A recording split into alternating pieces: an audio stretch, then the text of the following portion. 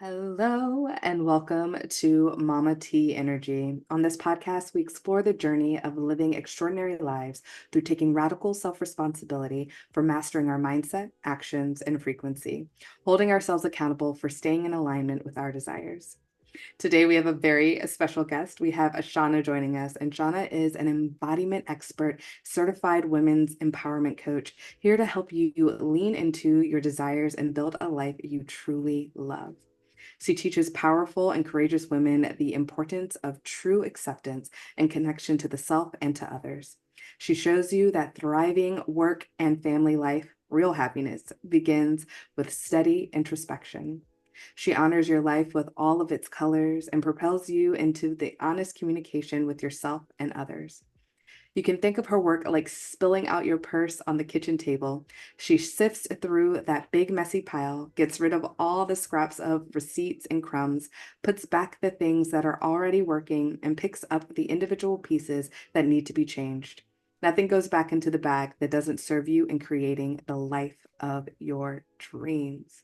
Welcome, Shauna. Thank you so much for being here today. Thank you so much for having me. I'm really excited. Oh, yes. So tell us more about your work and what you do and how'd you get to this space? Well, how I got to this space is I began practicing yoga, teaching yoga when I was in college and just out of college. And so I got into the wellness industry quite quickly. I was also studying to be a mechanical engineer. And I knew that I really didn't want to be an engineer. One of the only reasons, or two reasons that I studied engineering, is because I love math. And I knew that if I could get through an engineering degree, that I could do whatever I wanted in my life. And that was really the motivation behind doing it. So when I got out of college, it's not what I wanted to do. What I really wanted to do was teach yoga. And at the time, teaching yoga was not a popular thing to do. There was not yoga pants in Target. So to tell my parents that I wanted to teach yoga after they had just put me through college to be an engineer was a very difficult thing to do. And even though I did it, they were sort of like, I think that you should definitely try engineering at least. So I was like, okay. And I listened to them and I did embark on an engineering journey for about 10 years, side by side, teaching yoga. So I did both of them. And I really made it work for me. And then after 10 years of doing engineering, I was like, okay, that's enough. I don't need to prove myself anymore to my parents, and just decided to dive into teaching yoga. And then from that, it led me to being a woman's empowerment coach. And that really came about because my husband kept telling me, like, you should be a life coach. You should be a life coach. And I was sort of like, life coaching's dumb. And I really thought it was just really dumb, is what I would tell him. And who would pay me to just talk to them? And, that you need to go to school and become a therapist, because I had that mindset of, Mhm. getting a certification and really studying. And I just felt like that was like a movement coming forward that wasn't real. And yet, when I would go do one-on-ones, teaching yoga, half the time my clients would want to talk to me and learn from me. And so it was a combination of things, me sort of landing in this program that I thought was a business program, but was actually a life coach training program, and finishing that after a year and realizing, actually, I'm really good at this and I really love it. And telling my husband, you know what, you're right. Um, which was not hard to do. And so here we are. And I no longer teach yoga. I actually quit teaching yoga about a year ago after the pandemic. Things shifted and changed. So I was also teaching yoga and coaching side by side, but now I'm full time.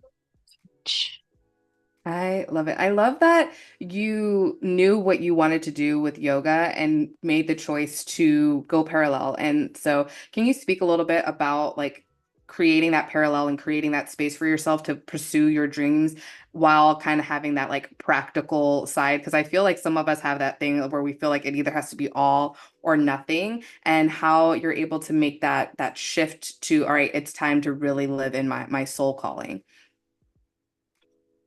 Yeah, that's a really good question. I just don't really believe in an all or nothing sort of. I never have, even in the not to get too much into politics, but even in the political arena, I don't really believe in like the one side or the other side. I've always sort of lived in the middle, and I think it's a better place to live, because I think sometimes we have to figure things out. And there was obviously a part of me that didn't know if what I wanted to do full time was to teach yoga, that maybe engineering was going to really like fill me up.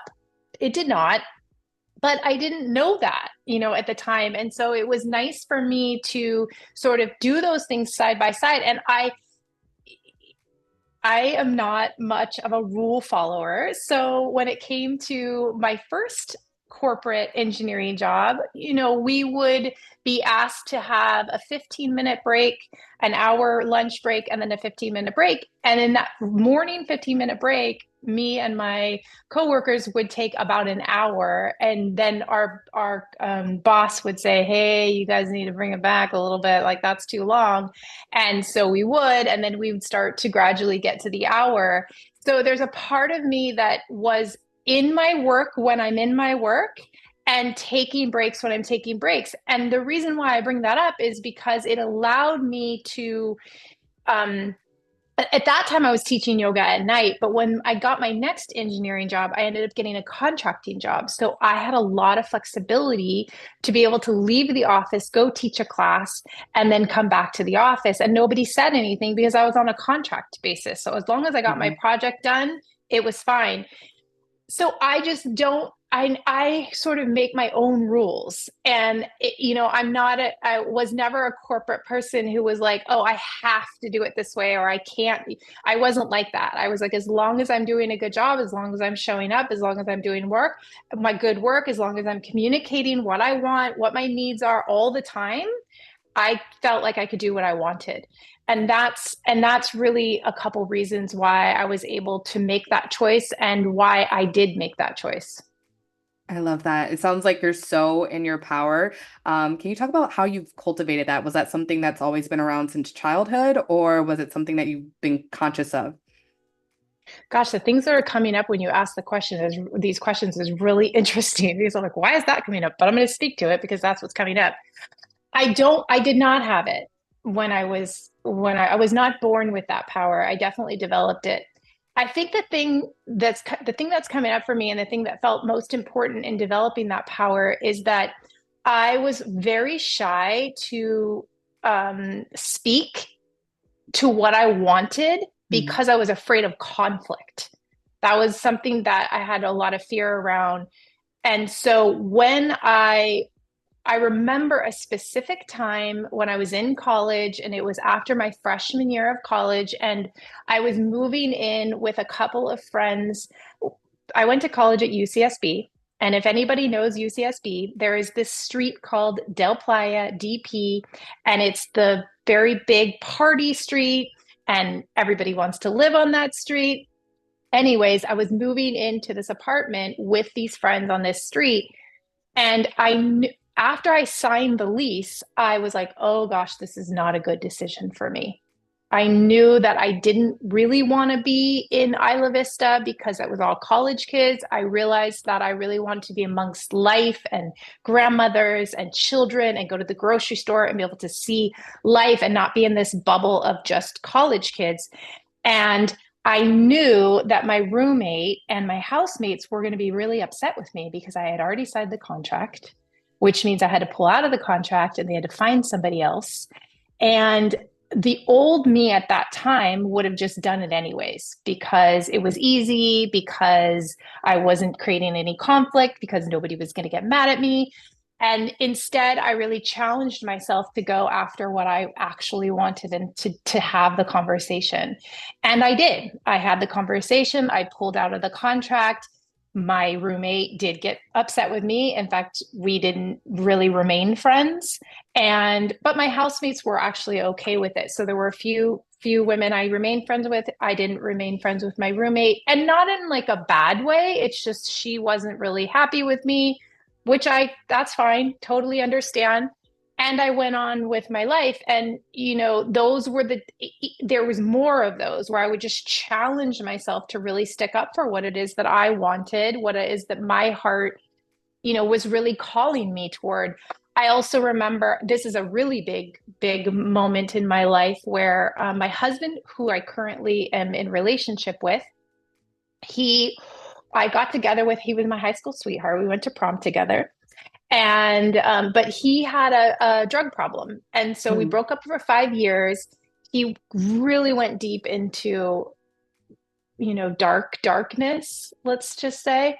And but still I had like such a special place in my heart. Really wanted to be with him.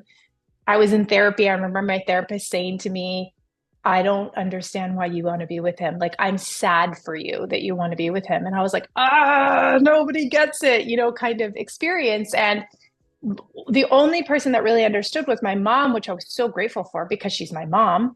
And so she was the only person I could really talk to about it.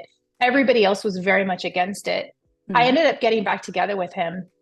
He went to rehab. I got back together with him but for the first year that we were back together, I didn't tell anybody because I really was protecting what I wanted. Mhm. Like, this is what I want. This is what my heart is calling me toward. Now we're married. We have two beautiful children. We have a beautiful life.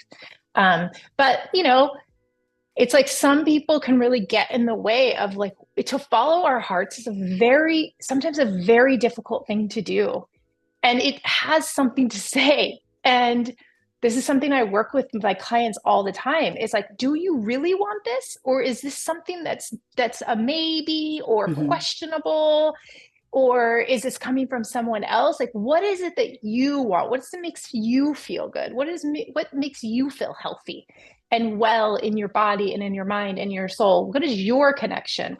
And so it's just taken me step by step over years and years and years of making these decisions that are really true to me to have that kind of power. I love it. Um, so the word shame came up for me as you were talking about protecting. And so I want to bring forward a conversation around discerning, like, okay, am I not sharing this with other people because I have fear or shame around it? Or like, I want to talk about this because I just want to hold this because it's mine and I want to protect it. And I really, truly love and believe it. And can you talk on how you feel that, like in your body, how you know that and tell the difference? Wow, that's a really good question. In this instance, it wasn't shame. In this instance, it was protecting something that I felt was really important for me and important for me to figure out on my own without outside influence. It sort of reminds me of like holding a dream or a desire or a vision. Sometimes when we have those, we might get really excited about it and we go tell somebody right away. And that person sort of not even with the words that they say, but energy behind the words can feel very judgmental. Hmm. And then there can also be words that are like, this is why you can't do that, or this is why this isn't going to work. And I think those people are feeling like they're helpful because they're trying to get you into a place of like out of dream and into reality, because that's a real thing. When we take a dream into actualization, it's a lot. And there's a lot of things that we come across like, oh, I didn't think of this. Oh, I didn't think of that. And so sometimes these people are being helpful in that way, but it's too fast. Hmm. It's like to nurture and stay in the dream, to stay in that place of like, dreaminess is like the best, right? This feels Yes. so good. Like, when you're in your business and you have this creative idea, like I was on the massage table the other day and I had this like great idea. And I was like, oh, this is the best idea ever, That feeling feels really, really good. And so I feel like to stay in that feeling is really, really important at Yes. first. And then you share it with people when you're grounded and solid in it, when you've done some work around it, when you've actualized it. I mean, some of these ideas just float away and we never do anything with them. But when they actually come into reality, we've already gone through some of the stuff and we should go through some of the stuff. And then we get the opinions of others. That's what was happening with this experience with him. Shame when we hide through shame, that's when we're really saying to ourselves, like, I actually don't agree with this decision that I'm doing anyways. Mm. Like, I'm going to do this thing, but I actually know that in my body, it doesn't feel good. I know that it's not right. I'm doing it for another reason. I'm doing it because of old habits. I'm doing it because somebody else told me to. I'm doing it from my trauma or my wounds or my it's usually lives in the subconscious mind. So that's an action that you take that you don't agree with, that brings up shame, and that feeling in the body is not this like, oh gosh, this feels so good, this is so, I'm so connected to this. That doesn't feel, that's very much a closed down feeling of like, I don't, the thoughts are fearful, the thoughts are I don't agree with myself, the thoughts are I'm a bad person, the thoughts are like all of this, and so that would be shame. And you don't share that because it's a very vulnerable thing to share. That's when the tears come in a very in not in like an excitement tear way, but in a way that's sad and in a way that's hard and in a way that feels like I need to change this thing, excuse me, in my life. That's how I feel it. That's different. Oh, thank you for that. I love it. I've never heard it phrased as like it's something that we don't agree with. I've always heard, like shame is, a piece of fear, which I think if we're taking it from that perspective, then like you could say that shame is like being afraid to take the radical self-responsibility for what you actually agree with in your life and putting those things together. So thank you for that insight. Yeah. Yeah. Yeah, you're welcome. I love Yeah, I it. mean that's how I see it. It's beautiful. It's beautiful. So in your coaching work, can you explain a little bit like who are the best people that you're really called to work with? Mm. I mean, mostly I work with women. So definitely I'm called to working with women. I also work with women who I work with a lot of women that are in corporate, which is not surprising, because, I was in corporate and Mhm. now I'm not. So, and also I work with women who are really trying to identify again, like, who am I? What do I want? And maybe it's not even what I want as much as it's who I'm meant to be. Mm. You know, there's a difference between that. And so I feel like women are drawn to my work when they really want to discover who they're meant to be. And when they're ready to really take action on that. And so it's the discovery process as well as like, these are the things that I need to do in order to make my life really match who I am at my core. So that's what I would say that as of late, those are the kind of women that have been coming to me. I've been finding women that are really ready to go for it. And that's really fun in my work because it means we get to move really fast. And that's what I'm finding is women in my work are moving really fast. The other thing is often which is again not surprising, I tend to get women who come in and then want their boyfriends or husbands to also have um, sessions with me, whether they're separate or together. So Oh, I do couples work as well, and that's such honor. I feel very honored to do that work because relationships are so in depth and so dynamic, and there's so much going on. And I'm very, very good at helping people navigate relationships and learn how to navigate their own relationships in a really healthy way. Probably because I've been through my own relationship for such a long time and gone through so many dynamics with my own husband. So that is mostly what the clients that are drawn to me. Is that everything that I want to say? Yeah. Yeah. I love that.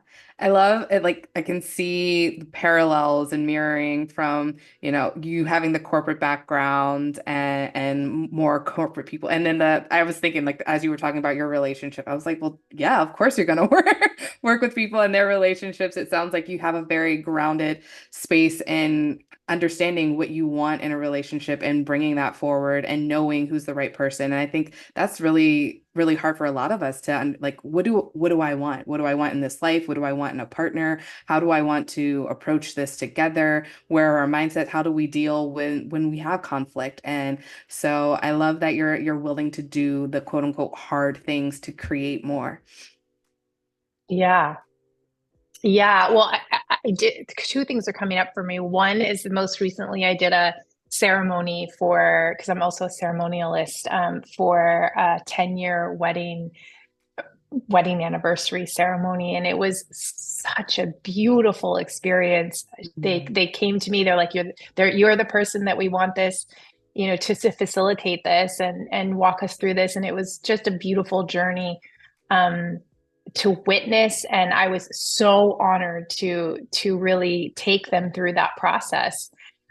And then the other thing that's coming up for me is that I think there's a bigger, I don't think, I know that there is a bigger collective experience that we're going through between men and women. Mm, And we're doing the work in our own relationships.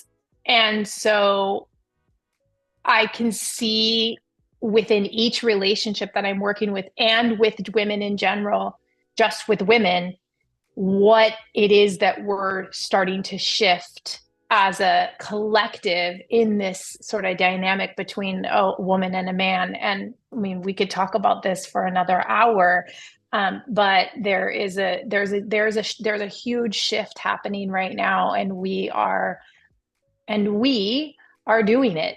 And I'm so proud of us for doing it for our children. And I really believe that our children are going to come up in the world and thank us, thank their ancestors for doing this work between the men and the women. oh, So it's beautiful yeah. work. And I love like the catching yourself of saying like think and then switching it to no. Can you speak on like that conscious choice? Yeah. I have done a lot of work, especially in yoga, of witnessing my own self, witnessing my body, witnessing how I feel, witnessing. So her that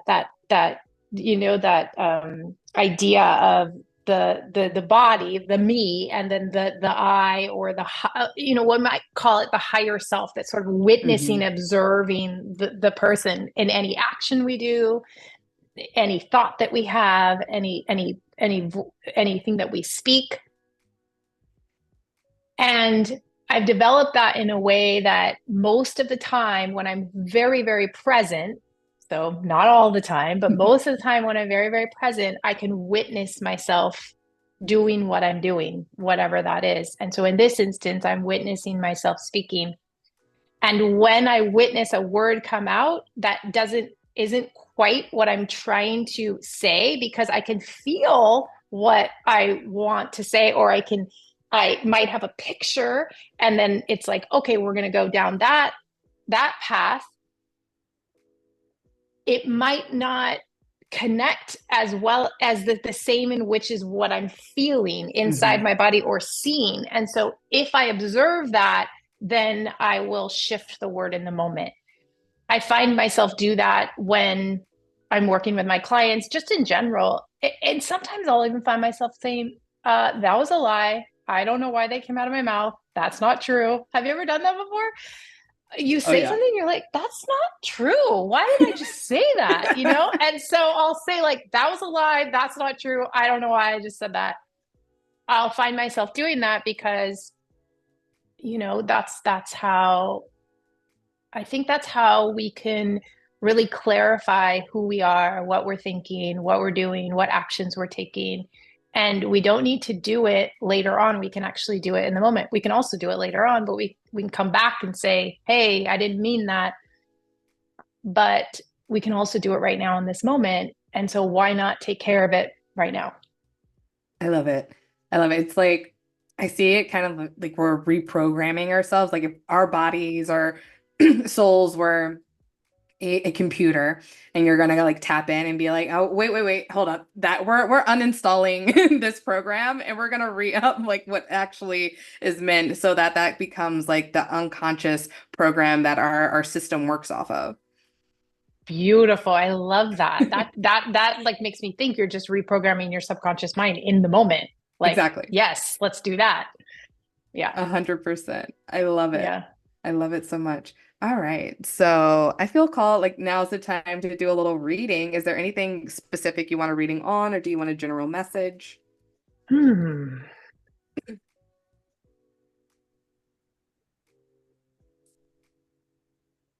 Let's see. What do I want? I think I'll take a general message. I'm not feeling anything really strong coming through. All right. I love a good general message. All right. So Uh-huh. we have the Light Sears Tarot deck today. Let me Hmm. adjust my computer so I have a little bit of space. All right.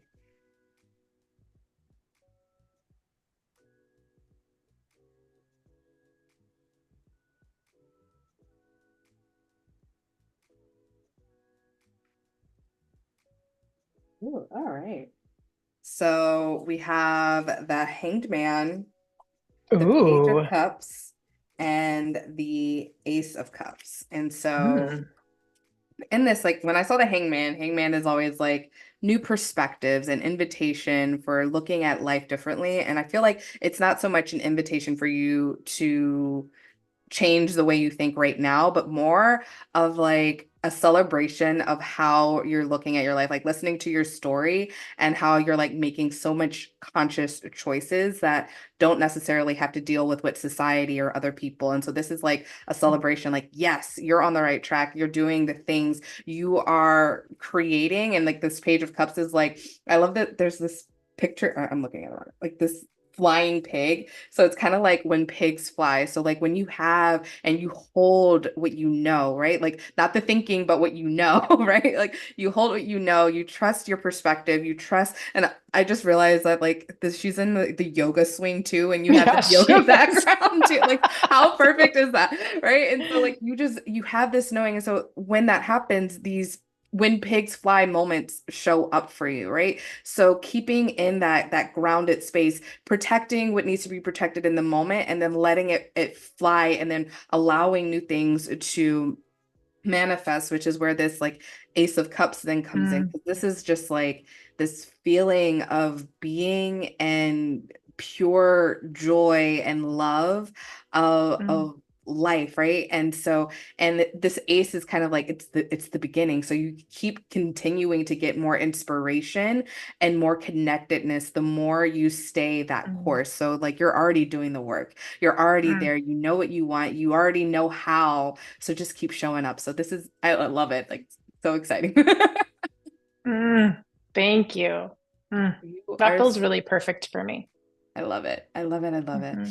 Such a Hmm. good vibe. And I have to like, I keep looking at your outfit and then your background and everything, and I'm just in awe of it. I just really love it. So I feel like I have to say it out loud how pretty it is. So those who might be listening on like Spotify, there is an opportunity to actually watch the video. Spotify has that. I also post on YouTube. So if you want to see the gorgeousness that's going on, Mm. definitely check out the video side. It's so funny that you said that because one of my friends was texting me the other day being like, you need to get on YouTube. You need to be on YouTube. And I was like, why do you think I need to be on YouTube? And she said, because when you speak to me about things in person, it's my favorite because it's like your facial expressions. I need your facial expressions. And I was like, okay, thanks for the feedback. I love it. And I mean, hey, your husband said you need to be a coach. Maybe Oh, you do need, like, you already have the setup. Like, it's everything, whatever you feel like, just record it with your face. yeah, maybe. I Yeah. love it. Is there anything else you would like to share with us today? Um, I do want to share, if this is okay, to share one of a retreat that I have coming up. Yes, please. Okay, great. So I have this retreat coming up. It's called The Spark. And Mm. it's really interesting that we started to talk about kind of dreams, desires, visions, because, and sort of courting that or holding that before we share it with the world, because that's what this retreat is really all about. Mm. Me and my dear friend Stevie Greenwell are co-facilitating it, which is very exciting because most of my retreats I've done on my own for quite a while. I always invite teachers to come in because I love to collaborate, but to do a full collaboration is not something I've done in a really long time. And so I feel really excited. And we just finished a 3-year program with grandmother Sarah studying family constellation, ceremony work, and dream work. Mm. And so we're going to take those 3 pillars sort of, in do them at the retreat, along with the idea it's going to be over Imbolc, and Imbolc is a time of year where it's all about courting the dream, dating the dream, being with it. And this can be, there's I don't want to go deep into the difference between desire, dream, and vision, but it's really, it can be any of those. So if it's a Mm. desire that you have, a dream that you have, a vision that you're holding, it's about courting it. It's about, but sharing it in a very safe space, sort of what we talked about, as like we don't just share it with the world yet. Instead, we're hanging out with it. We're loving it.